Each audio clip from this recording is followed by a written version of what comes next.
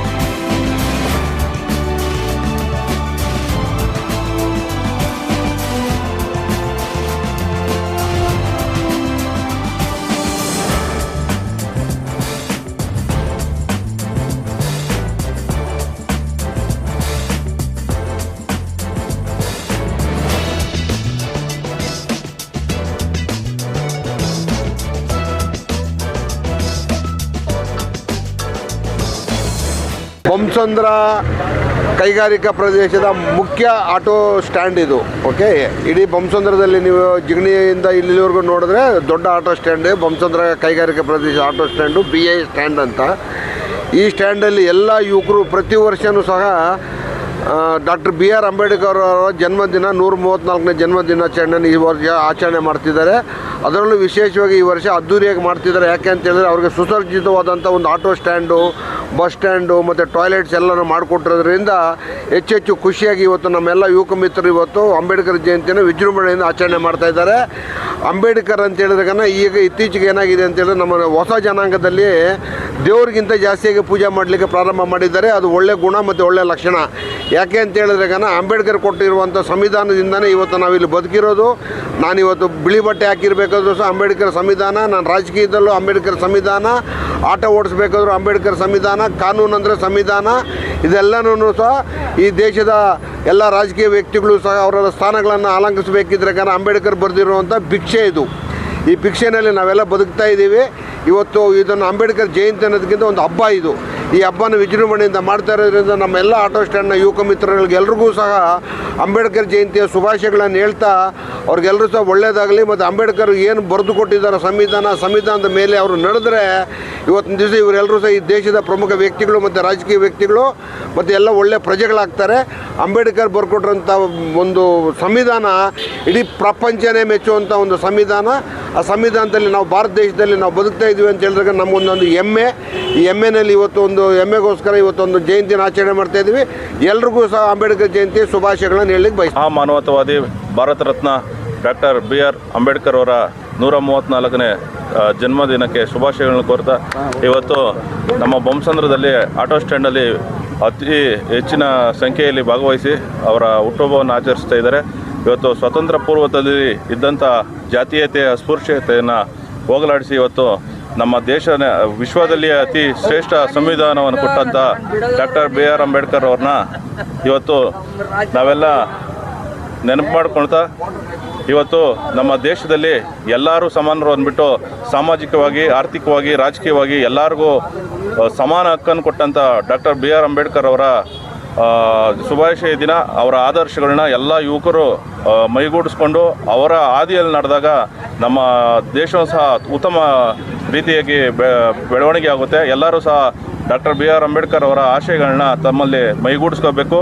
ಎಲ್ಲರೂ ಸಹ ಅವ್ರನ್ನ ಪ್ರತಿನಿತ್ಯ ವಿದ್ಯಾರ್ಥಿಗಳಾಗಲಿ, ಮಹಿಳೆಯರಾಗಲಿ, ಕಾರ್ಮಿಕರಾಗಲಿ ನೆನೆಸ್ಕೋಬೇಕು ಅಂತ ಹೇಳ್ತಾ ಮತ್ತೊಮ್ಮೆ ಅವರಿಗೆ ಶುಭಾಶಯಗಳನ್ನ ಕೊಡ್ತಾ ಇವತ್ತು ನಮ್ಮನ್ನೆಲ್ಲ ಇಲ್ಲಿ ಕರೆದು ಉತ್ತಮ ರೀತಿಯಲ್ಲಿ ಅಂಬೇಡ್ಕರ್ ಜಯಂತಿಯನ್ನು ಮಾಡ್ತಾ ಇರೋಂಥ ಎಲ್ಲ ಆಟೋ ಚಾಲಕರಿಗೂ, ಮಾಲೀಕರಿಗೂ ಎಲ್ಲರಿಗೂ ಸಹ ಧನ್ಯವಾದಗಳನ್ನ ಅರ್ಪಿಸ್ತಾ ಅವ್ರಿಗೂ ಸಹ ಕೃತಜ್ಞತೆಗಳನ್ನ